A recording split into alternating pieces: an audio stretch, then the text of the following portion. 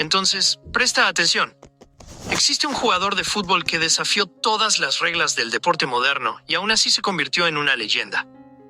Un tipo que llegaba tarde a los entrenamientos, que ponía cara de fastidio cuando el técnico pedía correr, que prefería quedarse parado en el mediocampo observando el juego como un estratega de guerra, y que aún así lograba destrozar las defensas más organizadas del mundo con movimientos que parecían venir de otra dimensión. Si piensas que esto es imposible, es porque aún no conoces la historia de Cuauhtémoc Blanco, el mago mexicano que demostró que en el fútbol el genio vale más que los kilómetros recorridos. Para entender quién fue realmente Cuauhtémoc Blanco, necesitas olvidar todo lo que sabes sobre el fútbol moderno. Olvida a los atletas que corren 12 kilómetros por partido. Olvida a los jugadores que pasan horas en el gimnasio. Olvida toda esa obsesión con las estadísticas y los datos físicos. Cuauhtémoc era lo opuesto completo a todo eso. Y justamente por eso se volvió único. Nacido en 1973 en la Ciudad de México, Cuauhtémoc Blanco creció jugando fútbol en las calles polvorientas de los barrios populares. Desde niño, una cosa quedaba clara: no le gustaba correr. Mientras los otros chicos disputaban cascaritas corriendo de un lado al otro, Blanco prefería quedarse parado, observando, esperando el momento justo para aparecer. Sus amigos pensaban que era perezoso. En realidad, estaba desarrollando algo mucho más valioso: la capacidad de leer el juego como nadie. A los 19 años, cuando llegó a las categorías menores del Club América, los entrenadores quedaron intrigados con ese chico extraño. Físicamente, Cuauhtémoc no impresionaba absolutamente nada. Con apenas 1,70 de estatura y pesando unos 70 kilos mojado, parecía un adolescente perdido en medio de atletas profesionales. Más extraño aún era su comportamiento en los entrenamientos. Cuando el preparador físico pitaba para las carreras, Blanco ponía los ojos en blanco y comenzaba a trotar al ritmo más lento posible, como si estuviera protestando contra aquello. Los técnicos no sabían qué hacer con él. Algunos querían echarlo diciendo que le faltaba garra y dedicación. Otros intuían que había algo especial en ese chico diferente. La respuesta llegó en un entrenamiento recreativo. Cuauhtémoc recibió el balón en la intermedia, con 3 jugadores viniendo hacia él. Lo que pasó en los siguientes segundos cambió su vida para siempre. En un movimiento que parecía desafiar las leyes de la física, aprisionó el balón entre los 2 pies y literalmente saltó por encima del primer marcador, aún con el balón pegado a los pies. El entrenamiento se detuvo. Todos se quedaron mirando a ese chico flacucho que acababa de hacer algo que nunca habían visto antes. Este movimiento, que más tarde sería bautizado como Cuauhtemiña, se convertiría en su marca registrada y una de las jugadas más icónicas de la historia del fútbol mexicano, pero en ese momento era apenas el primer vislumbre de lo que estaba por venir. Cuauhtémoc había encontrado su lenguaje propio en el fútbol, una forma de jugar que no dependía de velocidad ni resistencia física, sino de inteligencia pura y creatividad infinita. El primer técnico que realmente entendió su talento fue Ricardo Lavolpe, un argentino conocido por sus ideas revolucionarias. Lavolpe miró a Cuauhtémoc y vio algo que los otros no lograban percibir: un jugador que podía cambiar partidos enteros sin moverse del lugar. Comenzó a estudiar los movimientos de Blanco, tratando de descifrar esa genialidad aparentemente caótica. Descubrió que detrás de la aparente pereza había una mente brillante que calculaba cada movimiento 3 jugadas antes que los demás. Él no necesita correr porque ya sabe dónde va a estar el balón, explicaba Lavolpe a los otros jugadores. Ustedes corren detrás del juego, él anticipa el juego. Era una filosofía completamente nueva para el fútbol de la época, y funcionó de forma espectacular. Bajo el mando de Lavolpe, Cuauhtémoc comenzó a florecer. Sus actuaciones eran verdaderos espectáculos de creatividad, performances artísticas que trascendían el deporte. La primera gran consagración llegó en el Campeonato Mexicano de 1996. En un partido contra las Chivas del Guadalajara, el clásico rival Cuauhtémoc recibió el balón en el mediocampo con el América perdiendo 1-0. Lo que pasó en los siguientes 15 minutos entró en la leyenda del fútbol mexicano. 3 goles de Cuauhtémoc, cada uno más imposible que el anterior. En el primero, regateó a 5 jugadores usando variaciones de la Cuauhtemiña. En el segundo se quedó parado en la entrada del área hasta que la defensa se desorganizó.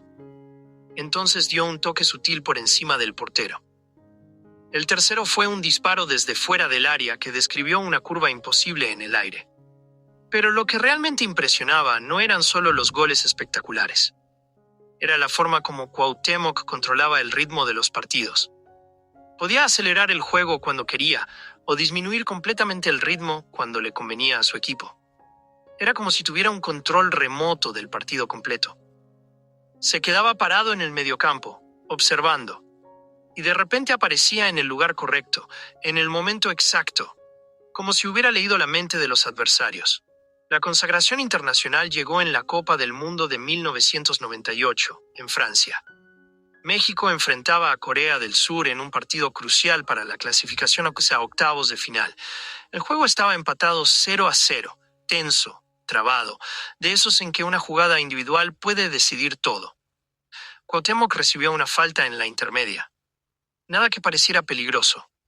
Miró hacia la portería coreana, calculó ángulos y distancias como un ingeniero, y decidió que era hora de mostrar al mundo entero quién era realmente. El cobro de la falta fue una obra de arte pura. Cuauhtémoc no pateó con fuerza, pateó con inteligencia.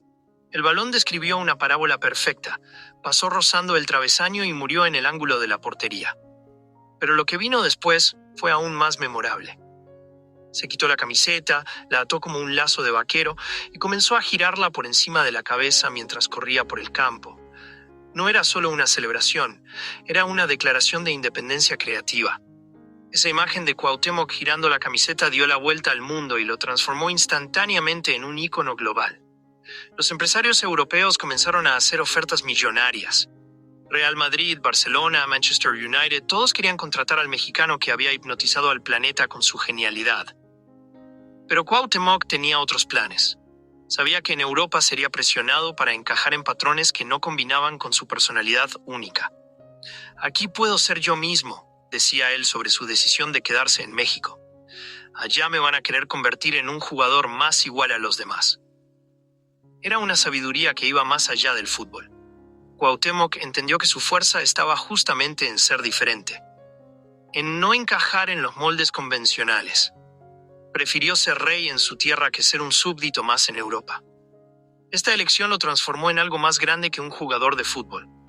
Cuauhtémoc se convirtió en un símbolo cultural, representando la creatividad y la resistencia del pueblo mexicano.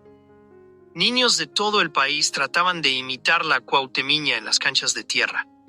Había demostrado que era posible conquistar el respeto mundial siendo auténticamente mexicano, sin copiar modelos extranjeros. En los años que siguieron, Cuauhtémoc continuó coleccionando momentos mágicos. En 2000 lideró al América al título del campeonato mexicano con actuaciones que parecían guionizadas. Cada partido era un nuevo capítulo de su leyenda personal.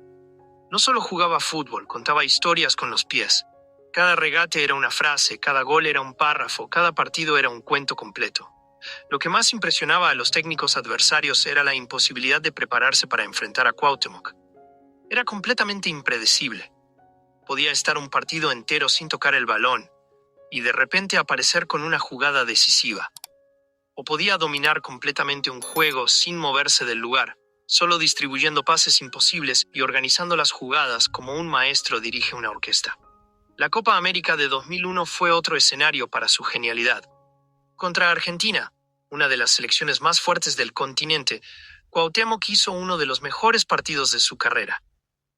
Con el juego empatado 0-0, recibió el balón en la entrada del área argentina, de espaldas al arco rodeado por 3 marcadores. Lo que hizo a continuación fue pura poesía en movimiento. Giró el cuerpo de una forma que parecía imposible. Se libró de los 3 marcadores con movimientos que desafiaban la anatomía humana. Y finalizó con perfección en el ángulo de la portería. Pero Cuauhtémoc no era solo genialidad individual. Tenía una capacidad única para elevar el nivel de todos a su alrededor. Jugadores medianos se transformaban en estrellas cuando compartían el campo con él. Su presencia cambiaba la energía completa del equipo. Era como si su creatividad fuera contagiosa, inspirando a todos a jugar por encima de sus posibilidades normales. Con el paso de los años, incluso cuando su físico ya no respondía con la misma agilidad de la juventud, Cuauhtémoc seguía sorprendiendo. A los 30, 35 años, cuando otros jugadores ya pensaban en el retiro, él aún era capaz de momentos de pura genialidad.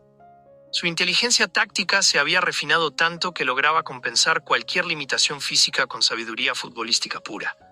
La Copa del Mundo de 2010, en Sudáfrica, fue su despedida definitiva de los grandes escenarios. A los 37 años, Cuauhtémoc llegó a esa competencia como una leyenda viva, cargando en los hombros las esperanzas de todo un país. México entero contenía la respiración cada vez que él tocaba el balón, sabiendo que podría ser la última oportunidad de presenciar su magia en acción. Y no decepcionó a su gente.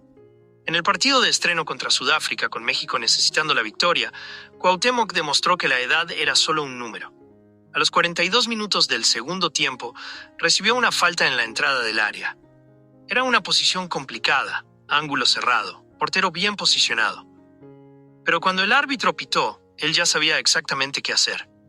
El balón dibujó una curva imposible en el aire antes de besar el ángulo superior de la portería. Su último gol en Copas del Mundo fue una obra maestra de precisión y belleza. Cuando finalmente colgó los botines, Cuauhtémoc Blanco dejó un legado que trasciende cualquier estadística. Demostró que el fútbol aún podía ser arte en una era dominada por la ciencia y la preparación física extrema. Mostró que la personalidad y la creatividad individual aún tenían lugar en un deporte cada vez más estandarizado y predecible. Hoy, más de una década después de su retiro, jóvenes jugadores mexicanos aún tratan de imitar sus regates imposibles. Los entrenadores estudian sus movimientos tratando de descifrar secretos que tal vez nunca sean completamente comprendidos. Y los fanáticos del fútbol alrededor del mundo aún ven sus videos con la misma admiración de siempre, recordando una época en que lo imposible parecía posible dentro de un campo de fútbol. Cuauhtémoc Blanco fue mucho más que un jugador diferente. Fue la prueba viviente de que en el fútbol, así como en la vida, no existe una sola forma de ser genial. Mientras otros corrían kilómetros, él caminaba metros en la dirección correcta. Mientras otros sudaban preparación física, él sudaba creatividad pura. Y al final, cuando todo fue dicho y hecho, quedó demostrado que su camino estuvo correcto desde el principio. El mago que odiaba correr había encontrado una forma mucho más elegante de destrozar defensas, usando la cabeza en vez de las piernas, creatividad en vez de atletismo, y magia pura en vez de fórmulas convencionales.